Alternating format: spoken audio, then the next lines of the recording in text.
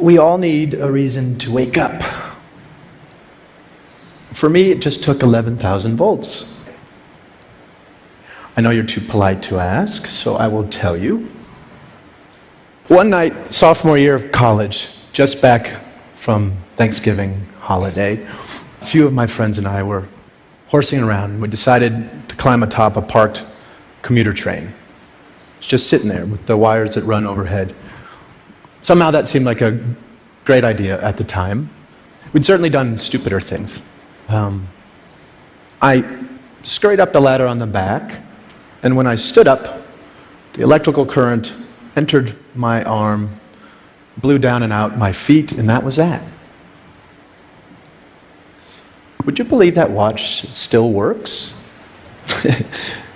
Takes a licking. My father wears it now in solidarity. That night began my formal relationship with death. My death. And it also began my long run as a patient. It's a good word. It means one who suffers. So I guess we're all patients. Now, the American healthcare system has more than its fair share of dysfunction. To match its brilliance, to be sure. I'm a physician now, a hospice and palliative medicine doc, so I've seen care from both sides. And believe me, most everyone who goes into healthcare really means well. I mean, truly.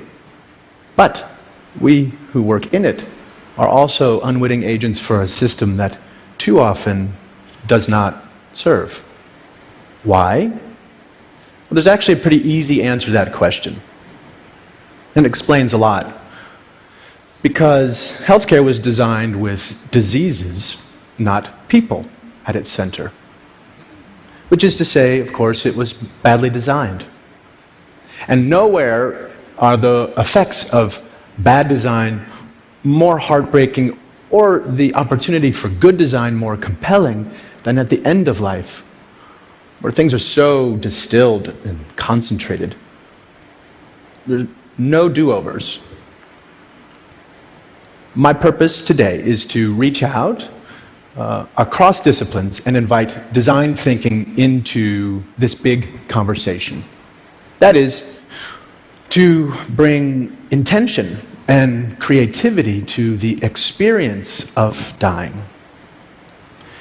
We have a monumental opportunity in front of us before a universal, one of the few universal issues, as individuals as well as a civil society, to rethink and redesign how it is we die. So, let's begin at the end. For most people, the scariest thing about death isn't being dead, it's dying, suffering. It's a key distinction. And to get underneath this, it can be very helpful to tease out suffering which is necessary, as it is, from suffering we can change. The former is a natural, essential part of life, part of the deal. And to this we are called to make space, adjust, grow. It can be really good to realize forces larger than ourselves. They bring proportionality, like a cosmic right-sizing.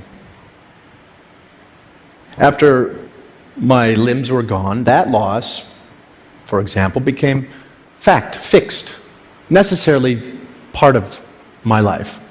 And I learned I could no more reject this fact than reject myself.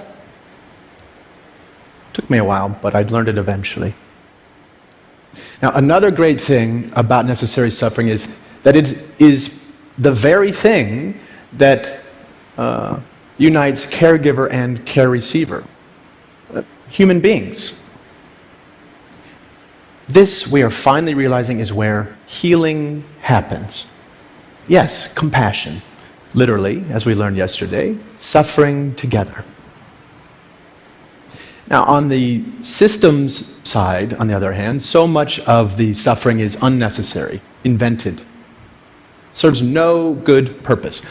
But the good news is, since this brand of suffering is made up, well, we can change it. how we die is indeed something we can affect. Now, making the system sensitive to this fundamental distinction between necessary and unnecessary suffering gives us our first of 3 design cues for the day. After all, our role as caregivers, as people who care, is to relieve suffering, not add to the pile. True to the tenets of palliative care, I function as something of a reflective advocate as much as a prescribing physician. Quick aside, palliative care, very important field, but poorly understood. While it includes, it is not limited to end-of-life care. It is not limited to hospice.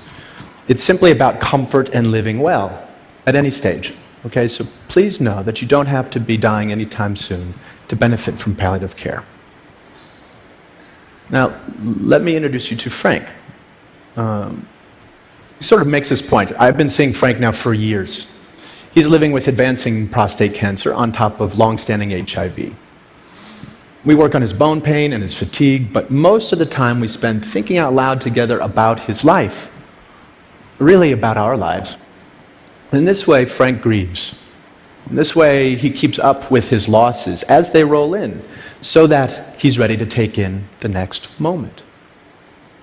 Loss is one thing, but regret quite another. So Frank has always been an adventurer. Looks like something out of a Norman Rockwell painting, and no fan of regret. So it wasn't surprising when he came into clinic one day saying he wanted to raft down the Colorado River. Was this a good idea? With all the risks to his safety and his health, some would say no, many did, but he went for it while he still could. And it was a glorious, marvelous trip.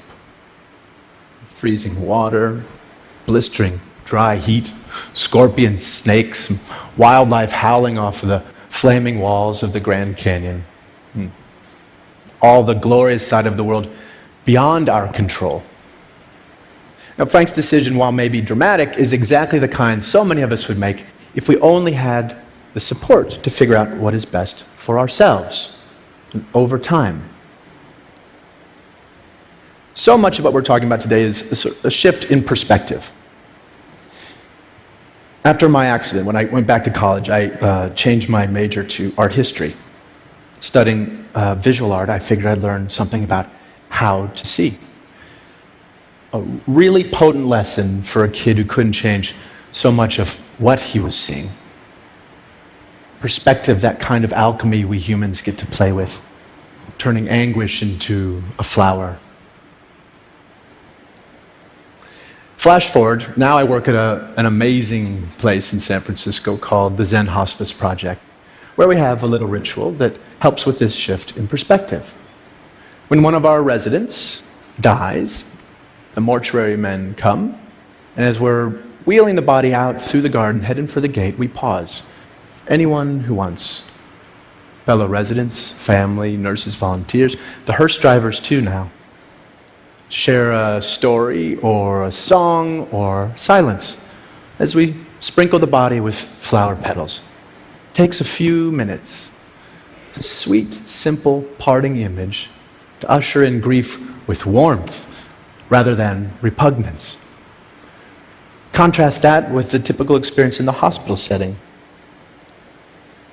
Much like this, floodlit room lined with tubes and beeping machines and blinking lights that don't stop even when the patient's life has. Cleaning crew swoops in, the body's whisked away, and it feels as though that person had never really existed. Well-intended, of course, in the name of sterility, but hospitals tend to assault our senses. And the most we might hope for within those walls is numbness. Anesthetic. Literally the opposite of aesthetic. I revere hospitals for what they can do. I am alive because of them.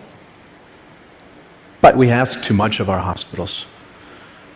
They are places for acute trauma and treatable illness. They're no place to live and die. That's not what they were designed for. Now, mind you, I'm not giving up on the notion that our institutions can become more humane. Beauty can be found anywhere. I spent a few months in a burn unit at St. Barnabas Hospital in Livingston, New Jersey, where I got really great care at every turn, including good palliative care for my pain. And one night, it began to snow outside. I remember my nurses complaining about driving through it. And there was no window in my room, but it was great to just imagine it coming down, all sticky. Next day, one of my nurses smuggled in a snowball for me. She brought it into the unit. I cannot tell you the rapture I felt holding it in my hand. The coldness dripping onto my burning skin, the miracle of it all, the fascination as I watched it melt and turn into water. In that moment, just being any part of this planet in this universe mattered more to me than whether I lived or died. That little snowball packed all the inspiration I needed to both try to live and be okay if I did not. In a hospital, that's a stolen moment. In my work, over the years, I've known many people who were ready to go, ready to die. And not because they had found some final peace or transcendence, but because they were so repulsed by what their lives had become. In a word, cut off, or ugly.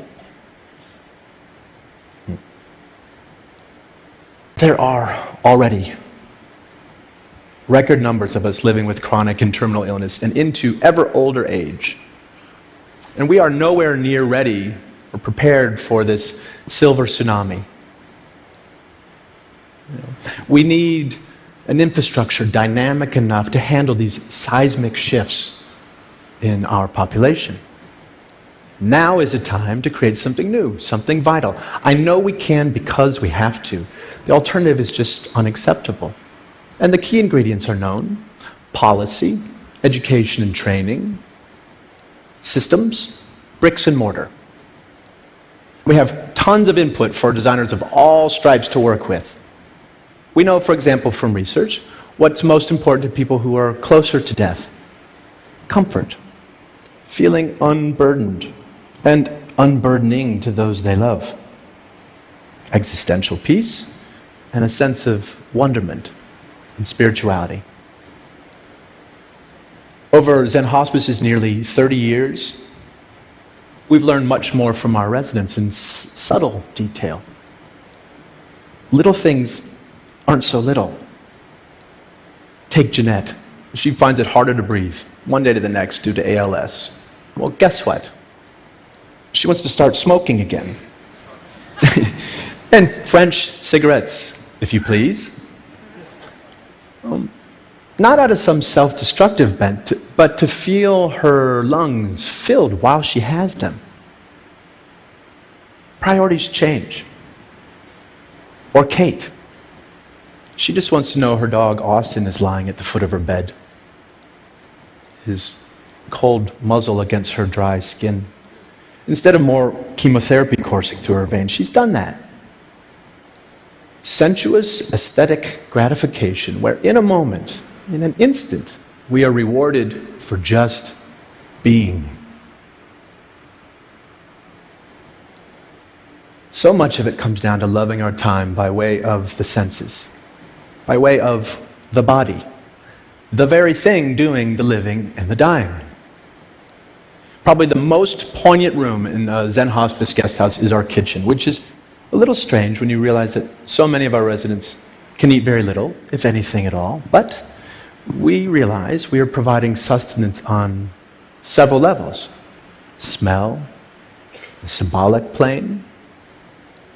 Seriously, with all the heavy-duty stuff happening under our roof, one of the most tried and true interventions we know of is to bake cookies.